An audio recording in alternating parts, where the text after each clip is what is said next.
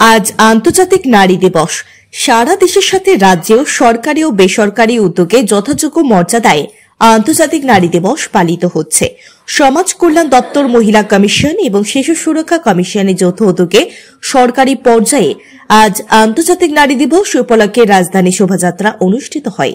শোভাযাত্রার আনুষ্ঠানিক সূচনা করেন সমাজ কল্যাণ ও সমাজ শিক্ষা দপ্তরের মন্ত্রী টিঙ্কু রায়। শোভাযাত্রাটি রাজধানী আগরতলা শহরের বিভিন্ন পথ পরিক্রমা করে। শোভাযাত্রার সূচনা করে সমাজ কল্যাণ ও সমাজ শিক্ষা মন্ত্রী টিঙ্কু রায় বলেন, নারীদের সুরক্ষা সবচেয়ে বড় চ্যালেঞ্জ। আমাদের রাজ্য দেশের অন্যান্য রাজ্যের চেয়ে নারী সুরক্ষায় অনেক বেশি কার্যকরী পদক্ষেপ গ্রহণ করে চলেছে। বাল্যবিবাহ বন্ধ করার জন্য আজকের দিনে সকলকে অঙ্গীকারবদ্ধ হতে সমাজ কল্যাণ ও সমাজ শিক্ষা মন্ত্রী সকলের প্রতি আহ্বান জানিয়েছেন। সার্বিক প্রচেষ্টাতেই এই বাল্যবিবাহ পুরোপুরি বন্ধ করা সম্ভব হবে বলেও তিনি অভিমত ব্যক্ত করেন। জাগ্রত নারী জাগ্রত সমাজ স্লোগানকে সামনে রেখে ত্রিপুরা রাজ্য মহিলা কমিশন, সমাজ কল্যাণ ও সমাজ শিক্ষা দপ্তরের পক্ষ থেকে আন্তর্জাতিক নারী দিবসে আগরতলা রাজপথে এই শোভাযাত্রা অনুষ্ঠিত হয়।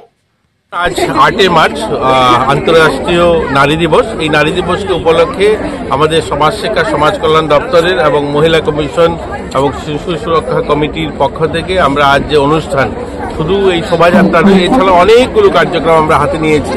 প্রথমত সাইকেল র্যালি হলো, এখন এই আমাদের যে শোভাযাত্রা বেরিয়েছে, এছাড়াও বিভিন্ন দপ্তর, শিক্ষা দপ্তর, আরক্ষা দপ্তর, আর সমস্ত সরকারি যতগুলো দপ্তর রয়েছে, প্রত্যেক দপ্তর কোনো না কোনো কার্যক্রম হাতে নিয়েছে।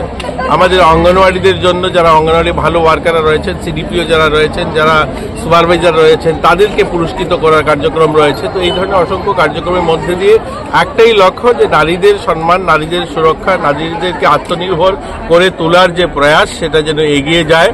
আর আজকের দিনে একটা কথাই বলবো, যদি বেটি বাঁচাও বেটি পড়াও এটা স্লোগান না থেকে, এটা যেন আমাদের দৈনন্দিন জীবনের সংকল্প হয়। প্রত্যেকেই যেন আমরা আমাদের রাজ্যে এবার যে থিমটা নেওয়া হয়েছে, যে বালিকা বিবাহ রোধ করার জন্য, তো বালিকা বিবাহ এটা সকলে মিলে যখন আমরা প্রয়াস করব, আমাদের বাড়িঘর, যারা আত্মীয় স্বজন, আমাদের কাজের মাসি যারা রয়েছে, সকলে মিলে যখন সংকল্প করব যে আমাদের রাজ্যে একটাও বালিকা বিবাহ হবে না, তখনই সেটা সম্ভব হবে।